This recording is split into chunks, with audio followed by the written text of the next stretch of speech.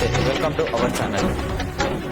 పహల్గామ్ ఉగ్రదాడి తర్వాత భారతదేశం పాకిస్తాన్ సంబంధాలు దిగజారిపోయాయి. అదే అంతర్జాతీయంగా చూసుకుంటే ఒకవేళ భారతదేశానికి పాకిస్తాన్కి యుద్ధం జరిగితే ఏ దేశాలు ఏ దేశం సైడు నిలబడబోతున్నాయి ఒక్కసారి చూద్దాం. ముందుగా భారతదేశానికి ఏ దేశాలు సపోర్ట్ చేస్తాయో చూద్దాం. ముందుగా మనం చెప్పుకోవాల్సింది America president Trump Narendra Modi గారు స్నేహపూర్వకంగా కానీ వాణిజ్యపరంగా కానీ విద్యాపరంగా కానీ చాలా సత్సంబంధాలు కలిగి ఉన్నవారు. అమెరికా ఖచ్చితంగా మనకు సపోర్ట్ చేస్తానని బహిరంగంగానే చెప్పడం జరిగింది. అదే విధంగా రష్యాకి మనకి ఇప్పటి నుంచి కాదు ఎప్పటి నుంచో సత్సంబంధాలు చాలా గొప్పగా ఉన్నాయి. ఒకవేళ యుద్ధం అనేది జరిగితే రష్యా నుంచి మనకి రైఫిళ్లు నెక్స్ట్ యుద్ధ విమానాలు పంపడం జరుగుతుందని ఆల్రెడీ రష్యా ప్రెసిడెంట్ అనౌన్స్మెంట్ చేశాడు. అదే విధంగా ఇజ్రాయెల్ చూసుకుందాం. మనకి ఇంకో ముఖ్య దేశం ఇజ్రాయెల్. యుద్ధం చేయాలంటే ఖచ్చితంగా కావాల్సింది సైనిక సామగ్రి అనేది కావాలి. సైనిక సామగ్రి ఎంత కావాలన్నా సరే మా సైనికుల్ని మొత్తం వాడుకోండి అని బహిరంగంగానే చెప్పిన ఇజ్రాయెల్ ప్రెసిడెంట్. అదే విధంగా చూద్దాం జపాన్. మనకి ఇంకో ముఖ్యమైన దేశం ఏంటంటే జపాన్ ఏంటంటే మనకి ఏది చేసినా సరే ఏ వ్యక్తికైనా ఎక్కడైనా ఏ సంస్థకైనా కావాల్సింది ఆర్థికంగా నిలదొక్కుకోవడం.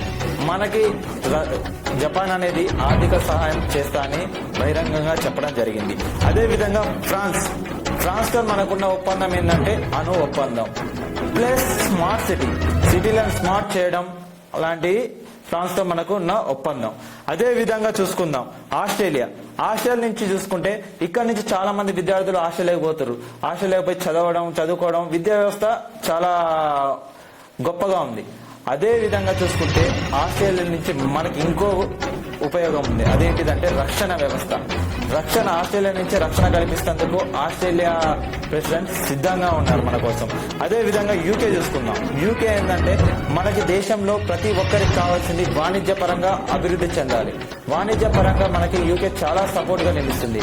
ఒకవేళ యుద్ధం జరిగితే మనకి సపోర్ట్ గా వస్తాందుకు యూకే ప్రభుత్వం చాలా సపోర్ట్ గా ఉంది మనకి.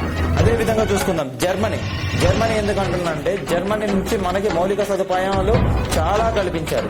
అదే యుద్ధానికి కూడా ఒకవేళ భారతదేశం పాకిస్తాన్కి యుద్ధం జరిగితే మా సపోర్ట్ కూడా మీకు ఉంటుందని బహిరంగంగానే చెప్పడం జరిగింది. అదే చూసుకుందాం. ఇప్పటి వరకు చెప్పింది మన భారతదేశానికి సపోర్ట్ ఉన్న దేశాలు. అదే విధంగా మనం ఇప్పుడు తెలుసుకోవాల్సింది ఏంటంటే పాకిస్తాన్కి సపోర్ట్ ఉన్న దేశాలు ఏంటో నేను చెప్తాను, వినండి. ఒకటి ఏకైక దేశం ఏంటంటే మన శత్రు దేశం ఇంకోటి పాకిస్తాన్ కాకుండా చైనా ఏం చేస్తుందంటే డబుల్ గేమ్ ఆడుతుంది. మన పహల్గామ్ అటాక్ జరిగినప్పుడు ఏం చెప్పింది, మేము కూడా ఈ దాడిని ఖండిస్తున్నాం, మా సపోర్ట్ కూడా భారతదేశానికి ఉంటుందని చెప్పింది.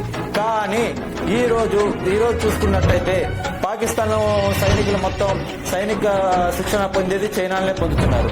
ప్లస్ చైనా అనేది పాకిస్తాన్కి ఆర్థిక సహాయం చేస్తుంది.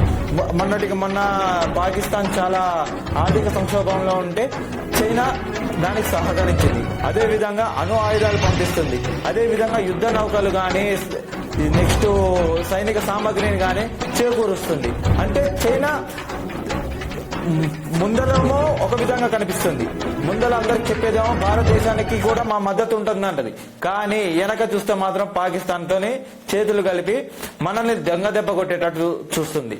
అందుకే మనం కూడా రెడీగా ఉండాలి. ఎప్పుడు ఏ జరిగేది చెప్పలేం. చైనాకి సపోర్టుగా పాకిస్తాన్కి సపోర్టుగా ఇంకో దేశం వచ్చింది. అదేంటంటే టర్కీ. బహిరంగంగా అనౌన్స్ చేసింది ఏంటంటే భారతదేశానికి పాకిస్తాన్కి యుద్ధం జరిగితే నేను పాకిస్తాన్ సైడే నిలబడతా. టర్కీ పాకిస్తాన్కి ఏం చేస్తుందంటే యుద్ధ విమానాలు పంపిస్తుంది, యుద్ధ సామగ్రి ప్లస్ సైనిక సామగ్రిని కూడా చేకూరుస్తుంది. ఒక్కసారి ఆలోచిద్దాం. ఈ రెండు దేశాలని సపోర్ట్ చేసుకొని భారతదేశం మీదకి పాకిస్తాన్ వస్తే ప్రపంచ చిత్రపటంలో పాకిస్తాన్ ఉండే అవకాశం ఉందా లేదా మీరే చెప్పండి. ఈ వీడియో నచ్చినట్టయితే లైక్ చేయండి, షేర్ చేయండి, అదే విధంగా కామెంట్ చేయండి.